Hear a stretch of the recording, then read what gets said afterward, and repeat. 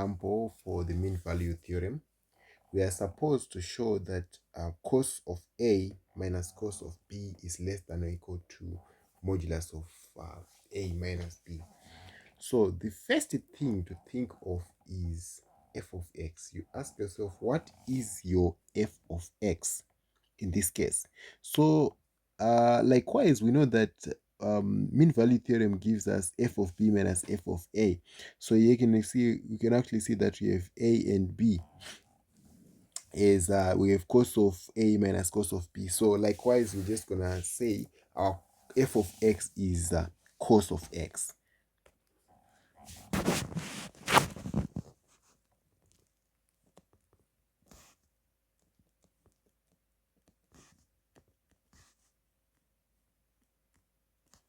So if f of x is equal to cos of x, we have to prove that f of x is continuous on AB, in ABS, and differentiable in AB. So by nature of course, we know that cos of x is continuous and differentiable everywhere in R. So this one is continuous.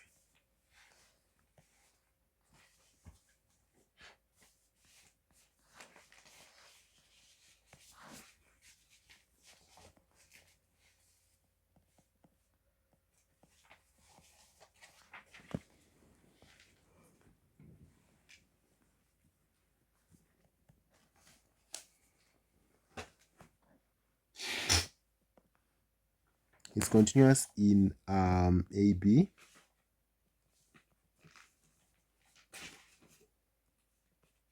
and differentiable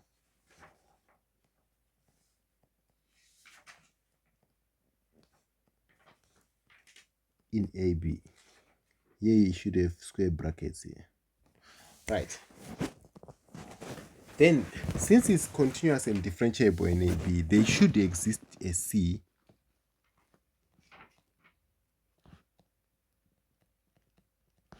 there exists a C in AB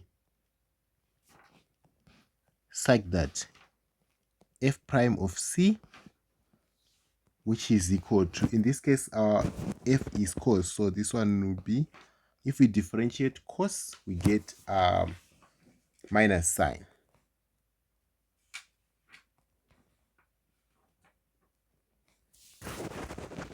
Which is equal to f of B, that's cos of B, minus cos of A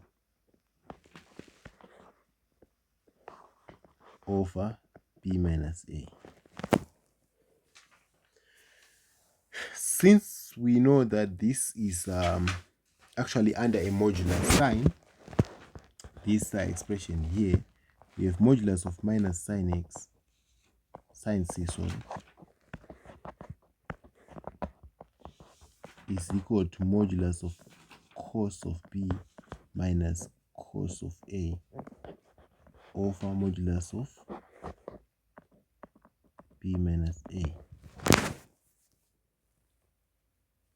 Right, so but then, like, we know that our solution, what we want to prove, has got an inequality and is bounded somewhere. So what we have to do is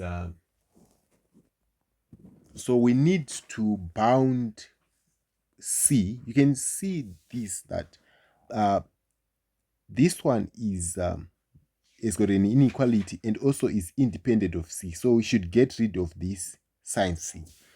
Right. So what it means is okay, so modulus of sine x is actually less than or equal to 1. Therefore, we have this whole expression, cos of B minus cos of A, modulus being less than or equal to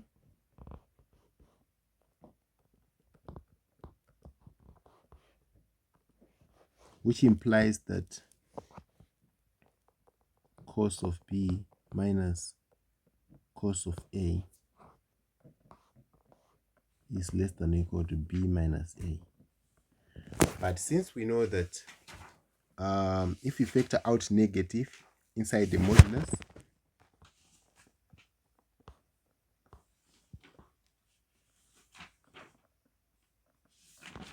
it will just be absorbed.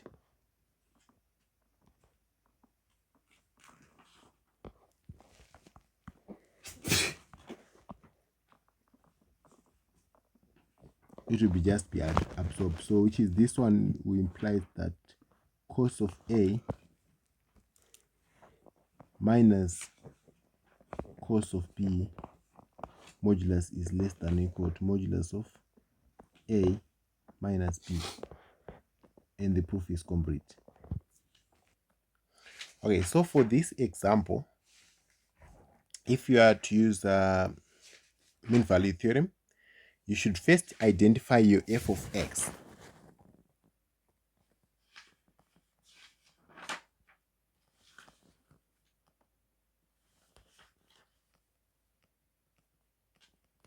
In this case, I am going to identify it as arctan of x. Why? Because we know that from the formula of the mean value theorem, we have f of b minus f of a over b minus a.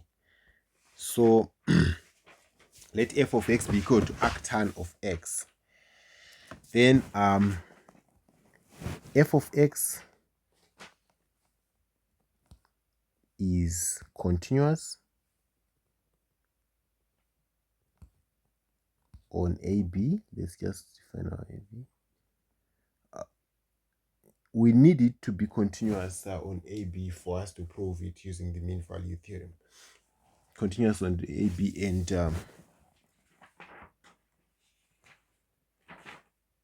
f of x is differentiable on AB. Right. So now we need now to start our proof. So if it is continuous and differentiable, we now know that by the mean value theorem they exist a C in AB such that f prime of C is equal to f prime of C, in this case, like our f of x is equal to arctan of x. So if we differentiate arctan, we get 1 over 1 plus x squared. So it's, in this case, 1 over 1 plus c squared is equal to arctan of B minus arctan of A over B minus A. Right? So likewise, we are actually seeing that there is a bound on what we want to prove. And what we want to prove is also independent of C. So we need to first eliminate this. But first to eliminate this, we have to find an inequality which links C with A and B. So generally we know that C is in the interval AB. So this implies that A is less than C, which is less than B. And as a result, we want to make 1 over 1 plus c squared from this one. So we want to make 1 over 1 plus c squared from that one. So we have, let's first square everything. A squared will be less than c squared, which is less than b squared, from the properties of real numbers. And 1 plus a squared will be less than 1 plus c squared, which is less than 1 plus b squared. Right? Then after that, we now say, since we know that if we have numbers like 3 is less than 5, which is less than 7. We know that this one, if we put 1 over, it will be 1 over 7 is less than 1 over 5, which is less than 1 over 3. It's the opposite. So therefore, in this case, if we have 1 plus a squared is less than 1 plus c squared is less than 1 plus b squared, this will result in 1 over 1 plus b squared being less than 1 over 1 plus c squared, which is less than 1 over 1 plus a squared. Right. And hence, we now have the bound for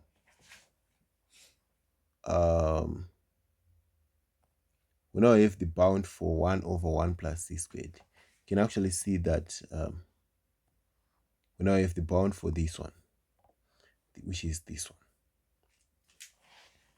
So we're just going to replace 1 over 1 plus c squared with arctan.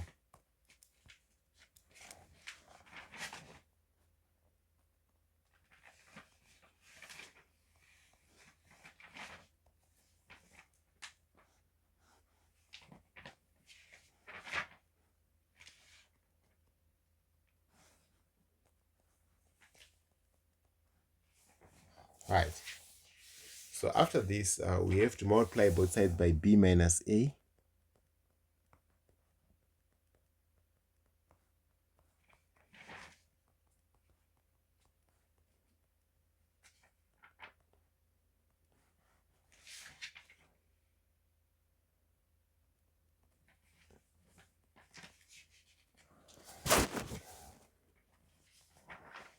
And the result is complete.